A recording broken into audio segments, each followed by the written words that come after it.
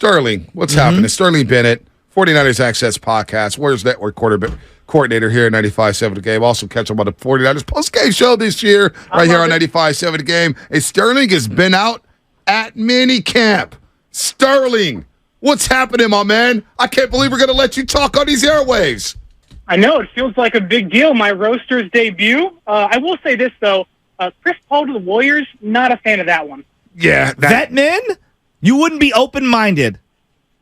I'd be open to it. There we go. But like Vontae said, Chris Paul might be everything anti-Warriors. And you cannot bring that player in here. Now that Bob Myers is gone, fans are already upset at the team. I just don't think that move is the right one for this team in its current state. Well, they need a variety of moves. I mean, that we can all agree with. And I'm open-minded to it, but the more and more I think about it, I'm saying no. Because I'm breaking down everything. Spinotti, did I not just break down why? I'm open-minded to it. No. I'm just telling you what could go wrong. I don't look at it just one way. Shasky's locked in on one thing.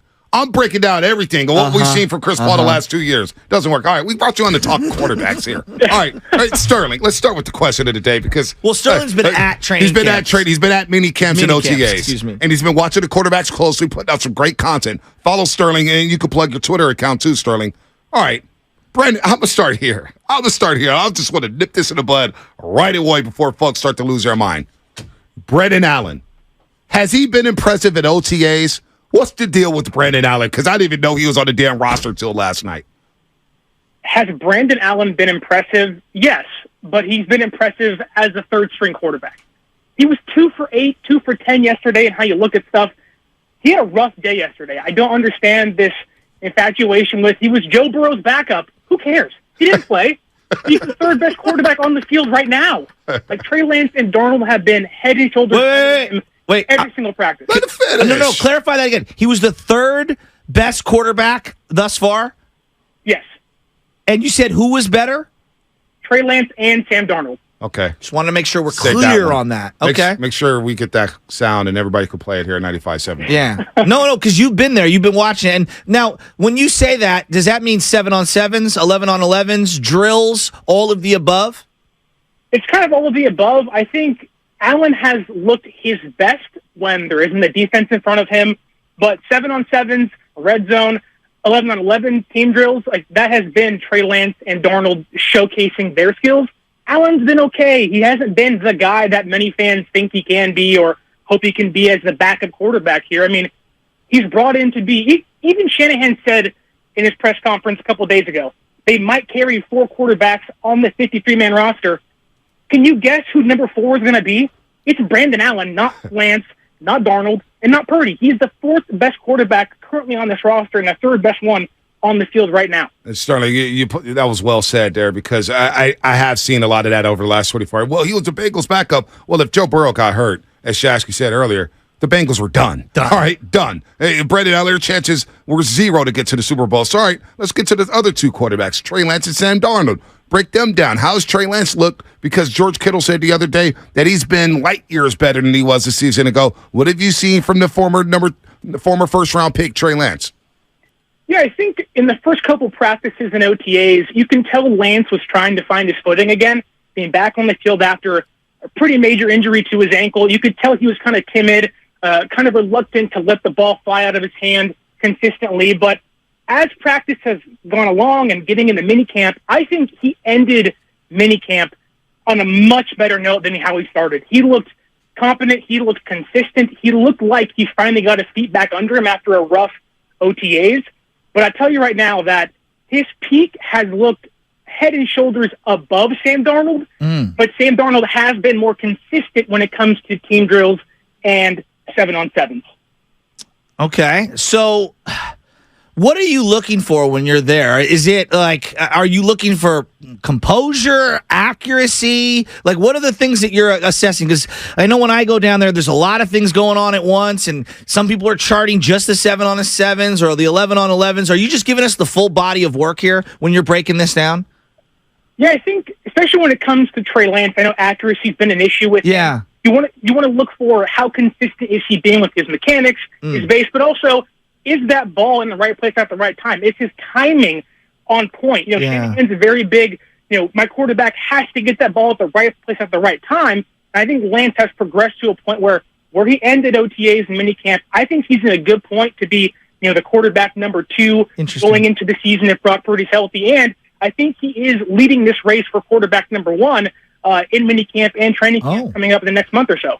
One thing Bonte always noticed, and he always identified to me when I first started going to these camps and stuff, was how the other players are reacting to the quarterback, after a drill or whatever. So how are the teammates reacting to both Sam and Trey Lance?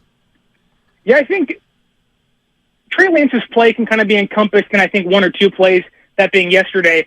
He had a 60-yard touchdown pass to George Kittle. The team was hyped up. They were clapping, dabbing, and loving, saying that was a great thing and a great play. Then later in practice, he makes a mistake. There was a pick 6 to Kerry Hyder on a great play that Hyder made. And you can tell that Lance was like, dang it, I messed that up. But there wasn't this sense of dread. It was, okay, I'll come back and get him again. I think that's the one thing you look for in a young quarterback, and he's always shown that even if I make a mistake, my teammates have my back, and Debo isn't out there, Kittle isn't out there too much, Christian McCaffrey isn't out there too much. He really is throwing to Brandon Ayuk and Danny Grace and Juwan Jennings, and to see what he's been able to do, keep his head up, continue to come back after a mistake, and really focus on where he needs to get better. I think he's looked really good in these last couple practices. Wow, Sterling Bennett's on fire here. On fire. 49ers Access podcast was on the Niners postgame show last year.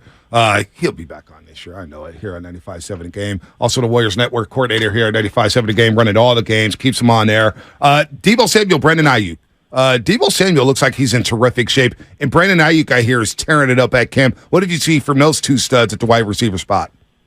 Well, Debo hasn't taken part in any team drills thus far. 7-on-7, no 11-on-11. So we haven't got to see him kind of put his maybe great shape he might be on the actual football field. But Brandon Ayuk has made every cornerback he is lined up against look foolish. Ambry Thomas, Womack, Lenore, he has made every single one look like a second-string cornerback, in my opinion. He is cooking guys left and right. He's left guys in the dust. I mean, we know he's one of the best route runners in football. He's shown that almost every single practice thus far. And people talk about, is he going to be here in a year? He might get traded. Brandon Ayuk might be the best receiver on this team currently. No, he is. And I really believe that. Yeah. When I went there last year, his separation, it just stands out, especially in those drills where the DB kind of knows what they're going to do. He's the only guy that automatically is getting 1, 3, 4 yards of separation every time. Last question, Danny Gray. When I watched him last year, I was like, all I see is straight line speed. He cannot get off the line. He doesn't separate well on anything kind of slants or outs or anything like that. Like, he needs a lot of refinement. Straight line speed, obviously a blazer. I was very unimpressed with him. How does he look in his second camp? Yeah, so Danny Gray, he's been kind of a mixed bag where in one aspect, yes, he has that blazing speed you look for and say this kid can actually be a dynamic playmaker for this offense. He made a great play a couple days ago in practice, caught a ball across the middle of the field, cut back and burned the entire defense, ran by every single player. It was a great play for a touchdown. But on the other hand, he's dropped a lot of footballs. And if you want to play receiver in this offense with this head coach, you cannot drop the football. But thankfully, it's not just been him. Guys like Chris Conley and Ronnie Bell, and even Juwan Jennings yesterday. Like, dropping the football has been a problem for almost every single receiver, not named Brandon Ayuk. But Danny Gray, again, it's almost like every play is really a new fold into his story of he looks great. He looks like the 5th receiver on this roster now. So if I'm talking Danny Gray specifically, I mean, he looks like he's below McLeod on this depth chart to me. Wow. But if he can build a consistent day after day and stack days in practice, he's got so much potential being a former 3rd-round pick. But again, he has to come in day to day and focus on catch the ball first, then use my speed to get by a defense. Wow, Sterling Bennett, hell of a debut on the Morning Roast. We got to do this again, man. You're on fire right now. You got me so fired up here. So lastly, the recap. Brendan Allen, not looking that impressive. Trey Lance looking probably the more impressive than all the quarterbacks so far in camp. If you had to ask me and had to pressure me and say, who is this team's starting quarterback right now if Brock Purdy's not healthy, the answer is Trey Lance. Who is this team's 3rd-string quarterback? It's Brandon Allen. By far. Mic drop. Sterling Bennett. Wow. Well said, man. Great, very good job, man. You're on fire, man. You get good. Get good. Come a long way, my guy. Wow. Sterling, have a good day. You too, guys. Sterling Bennett. Awesome. Whoa! I apologize if I got a Whoa. little distracted during that.